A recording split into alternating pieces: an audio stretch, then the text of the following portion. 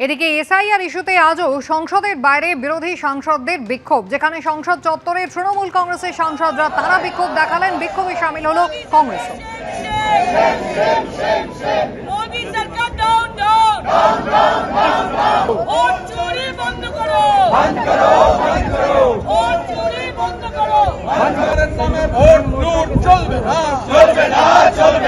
বাংলা ও বাঙালির ওপর আক্রমণ হচ্ছে কেন? বিজেপি জবাব দাও। বাংলা ও বাঙালির ওপর আক্রমণ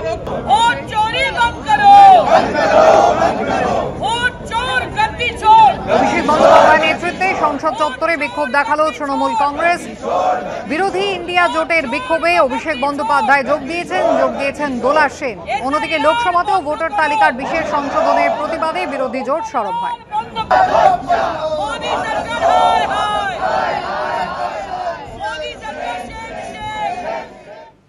किस नियम के तहत है जो एफिडेविट मांग रहे हैं?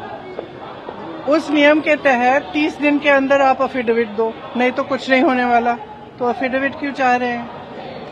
तो इतना बड़ा खुलासा किया है। अगर ये सब है, मान लो अगर अनइंटेंशनल गलती है तो आप उसको इन्वेस्टिगेट करिए।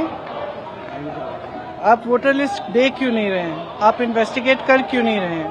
उसके बजाय आप कह रहे हैं कि एफिडेविट साइन करके दो। इससे बड़ा ओथ क्या है जो हम सदन में लेते हैं? इससे बड़ा इस देश में कोई भी ओथ है नहीं है। वो ओथ तो लिया हुआ है, पब्लिक में सब कुछ कह रहे हैं, दिखा रहे हैं आपको कि देखिए 40,000 फर्जी वोट हैं, 10,000 पता नहीं जो भी है, उनके आंकड़े मुझे याद नहीं है, बट जो भी 11,000 1 लाख से ज्यादा एक असेंबली में, एक विधानसभा के अंदर। आप समझ सकते हैं जो चुनाव लड़ता है वो समझता है इस बात को।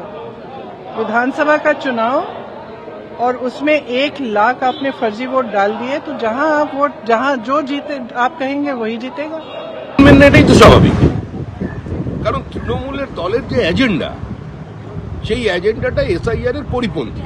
তৃণমূলের এজেন্ডা বাংলাদেশি জেহাদি রোহিঙ্গাদের, মৃত ভোটারদের, ভুয়ো ভোটারদের নাম নিয়ে নির্বাচন করা।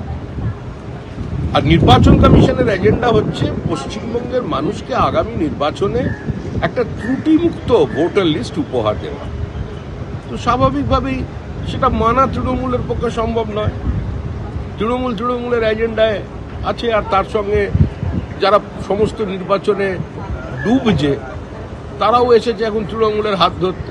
মানে একসঙ্গে যে জগন্নাথ দেবকে সাক্ষী রেখে ওই বঙ্গোপসাগরে বিসর্জন হবে ব্যাপারে কোথাও কোনো সন্দেহ নেই। বিহারে হারছে, দিল্লিতে হেরেছে, বাংলাতেও হারবে।